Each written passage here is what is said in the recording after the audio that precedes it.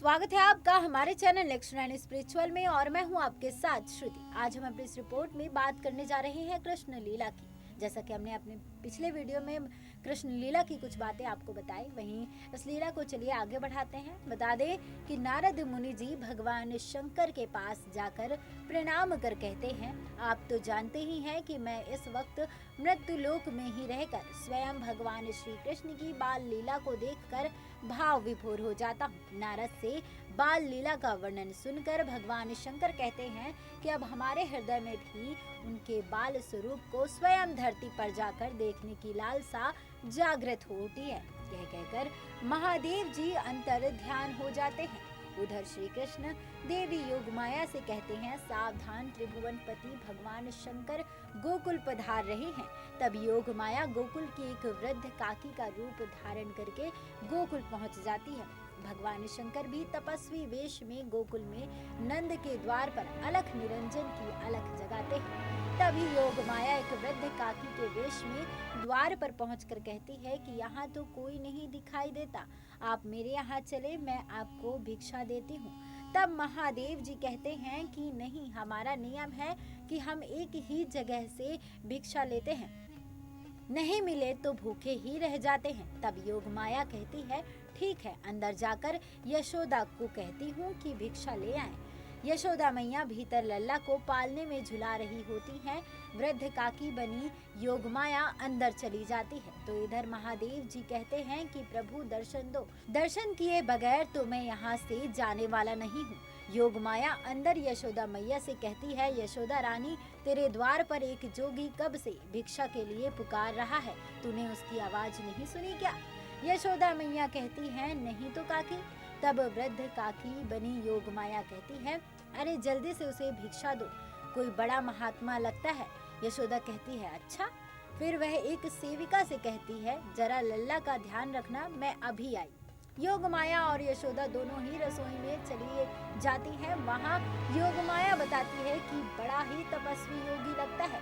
यशोदा मैया कहती है कि काकी, मैं आटा दाल चावल सब कुछ ले लिया है मैंने, चलो।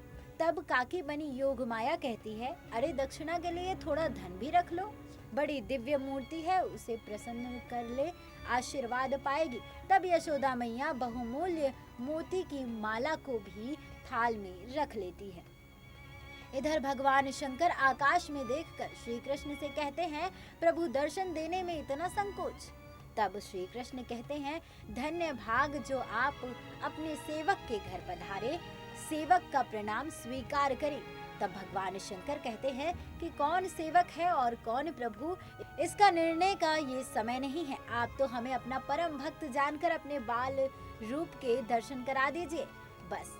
तब श्री कृष्ण कहते हैं कि बाल रूप तो इस समय माता यशोदा के पास गिरवी रखा है, उन्हीं से मांगना पड़ेगा। तब श्री कृष्ण कहते हैं, आह लीजिए, मैया आ गई। तब तपस्वी बने भगवान शंकर द्वार की ओर देखते हैं।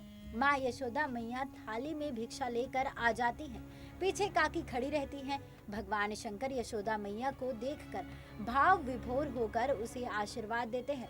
तो यशोदा मैया कहती हैं कि विलंब के लिए क्षमा करें भगवान, मैं अपने बालक के श्रृंगार में व्यस्त थी। तब भगवान कहते हैं कि धन्य हो तुम, जिसे ऐसे दिव्य बालक की सेवा का सौभाग्य प्राप्त हुआ। माता, हमें भी उस परम शिशु के दर्शन करवा दो। तब यशोदा मैया कहती हैं, क्षमा करें बाबा, अभी अभी नहलाया है उसे, इस समय मैं उसे बाहर नहीं ला सकती, ठंडी हवा लग जाएगी। तब भगवान शंकर कहते हैं कि मैया, हवाओं का चलना और न चलना जिसके संकल्प मात्र पर निर्भर है, उसके लिए ये व्यर्थ की शंका मत करो, उसे एक बार हमारे पास ले आओ, उसके दर्शनों की लालसा में ही हम तेरे द्वार तक आए हैं।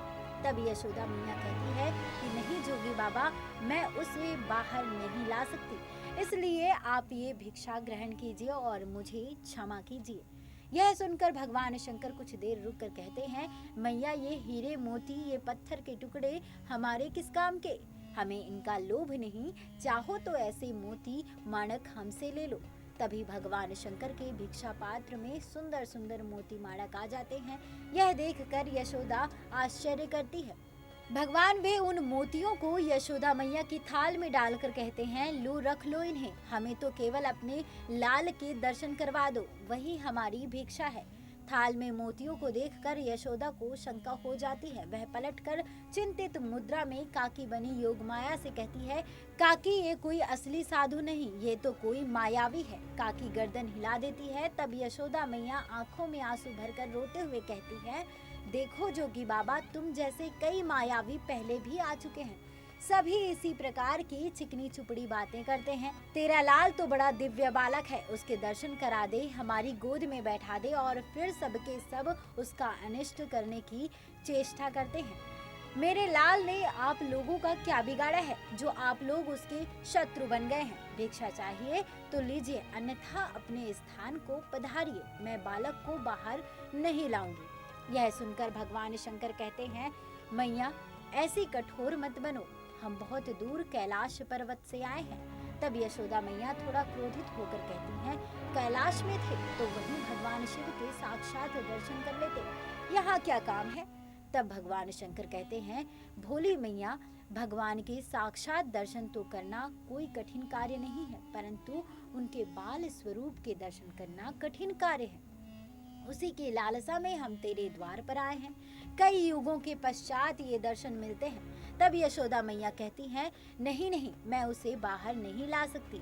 मेरे पति की आज्ञा है कि किसी भी अनजान व्यक्ति के सामने उसे मत लाना। तभी पीछे से एक वृद्ध महिला आकर कहती है कि ये अनजान व्यक्ति नहीं है यशोदा, ये अनजान व्यक्ति नहीं है। मैंने कहा था ना कि गोकुल में आने के पहले मैं काशी में रहती थी, वहीं इनके दर्शन किए थे। यह सुनकर भगवान शंकर प्रसन्न हो जाते हैं और उनके मन में आशा की किरण जागृत हो जाती है। फिर वह कहती है, ये सचमुच परम दिव्य शक्ति है, शक्तिपति है। ऐसा कहकर काकी उनके झुककर उनके चरणों में अपना माथा टेक कर रोते हुए कहती है, शक्तिपति है, शक्तिपति है। यह देखकर मैया यशोदा आश्चर्य करने लगती है। फिर वह कहती है, यशोदा इन्हें लल्ला के दर्शन करा दो। यशोदा रानी, इनका आशीर्वाद पाकर तेरा लल्ला भी बड़ा प्रसन्न हो जाएगा। यह सुनकर यशोदा मैया कहती है, पूर्णमासी बुआ, क्या तुम सच कह रही हो? तुम इन्हें जानती हो? तब पूर्णमासी कहती है कि हाँ यशोदा, भली भांति जानती हूँ। ये तो तेरा सौभाग्य है कि तेरे लल्ला का प्रेम इन्हें तेरे द्वार पर ले आया। तब यशोदा मैया कहती हैं, परंतु इनकी वेशभूषा तो देखिए, लल्ला तो इन्हें देखकर वैसे ही डर जाएगा। ना बाबा ना। तभी पूर्णमासी कहती है, नहीं यशोदा रानी, नहीं, इनके दर्शन मात्र से समस्त भयों का नाश हो जाता है, समस्त बाधाएं दूर हो जाती हैं। हाँ, मुझ पर विश्वास कर, मैं कभी झूठ नहीं बोलती।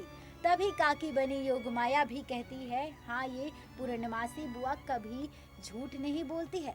तब यशोदा मैया बोलती है, पर मैं बालक को इनके हाथ में नहीं दूंगी। तब पूर्णमासी कहती है, ये दूर से ही आशीर्वाद दे देंगे, जा लल्ला को ले आ। यशोदा मैया बहुत ही संकोच से भीतर जाती है। फिर भगवान शंकर ऊपर आसमान में श्री कृष्ण को देखते हैं तो वे मुस्कुरा रहे होते हैं। यशोदा मैया भीतर से लल्ला को गोद में उठाकर ले आती है और कहती है, लो जोगी बाबा, इसे देख लो और आशीर्वाद दे दो। भगवान शंकर बाल रूप कृष्ण को देखकर विस्मित और भाव विभोर हो जाते हैं। लल्ला भी भगवान शंकर को एकटक देखकर मुस्कुरा रहा होता है। भगवान शंकर उनका हाथ जोड़कर प्रणाम करते हैं। यह दृश्य देखकर काकी और पूर्णमासी दोनों की आंखों में आंसू भर आते हैं। तब भगवान शंकर कहते हैं कि मैया आज्ञा हो तो एक बार इनके चरणों पर अपना मस्तक रख दो। यह सुनकर यशोदा मैया डर कर कहती है, नहीं नहीं, मैं इसे छूने नहीं दूंगी। तब पूर्णमासी तपस्वी भगवान शंकर से कहती है कि पहले अपनी चरण रज तो दीजिए प्रभु। फिर वह भगवान शंकर के पैरों को छूकर वही हाथ लल्ला के कपाल पर लगा देती है। ऊपर बैठे भगवान श्री कृष्ण कहते हैं, धन्यवाद प्रभु, कोटिशः धन्यवाद। तब भगवान शंकर कहते हैं कि ये कहाँ का न्याय है स्वामी कि हम इतनी दूर से आकर आपके बाल रूप का आलिंगन भी न कर सके। जिन चरणों से निकली गंगा हम अपने शीश पर धारण करते हैं, उन चरणों को एक बार तो छू लेने दीजिए। तब श्री कृष्ण कुछ भी नहीं कह पाते हैं। फिर भगवान शंकर आंख बंद कर हाथ जोड़कर खड़े हो जाते हैं और फिर अपने सूक्ष्म रूप से बाल कृष्ण के चरण स्पर्श करते हैं। फिर वे आंखें खोलकर कहते हैं, जुग जुग जिए तेरा लाल मैया।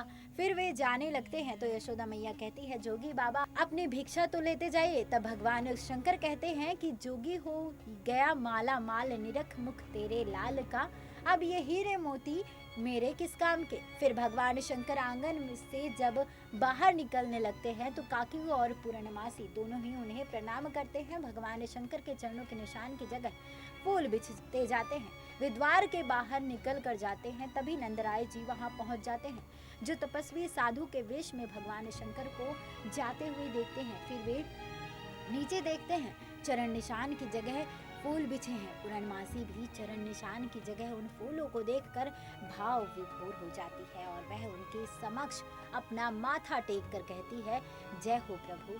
द्वार पर खड़े नंदराय यह सब देखकर आश्चर्य करते हैं कि आखिर यहाँ क्या हुआ था।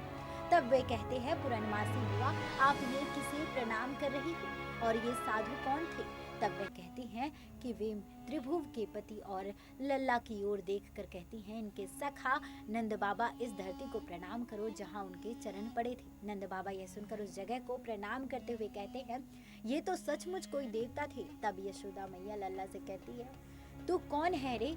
तुझसे मिलने कभी राक्षस आते हैं कभी देवता, बोलना तू कौन है रे? उसके बाद बालकृष्ण को थोड़ा बड़ा बताते हैं, वह घुटने घुटने चलने लगता है। माता यशोदा उन्हें माखन खिलाती है। फिर माता यशोदा उन्हें पहली बार नदी के घाट पर ले जाती है, जहाँ लल्ला को वह एक जगह बिठाकर खुद नदी में स्नान करने चली जाती है। इस दौरान माता धरती आकर बालकृष्ण को प्रणाम करके खुद को कृतज्ञ मानती है। फिर लल्ला माता धरती का सम्मान रखने के लिए नैवेद्य के रूप में मिट्टी का सेवन करने लग जाते हैं। गोपियां ये देखकर माता यशोदा मैया से कहती हैं कि यशोदा तेरा लल्ला मिट्टी खा रहा है, देख। आगे की क्या लीला है बताएंगे आपको अगले वीडियो में। तब तक के लिए नमस्कार, जय श्री कृष्णा। और बता दें कि ये पूरी जानकारी हमें वेबसाइट्स और अन्य जगहों से प्राप्त हुई है। ये जानकारी आपको कैसी लगी आप हमें कमेंट बॉक्स में कमेंट कर जरूर बताएं।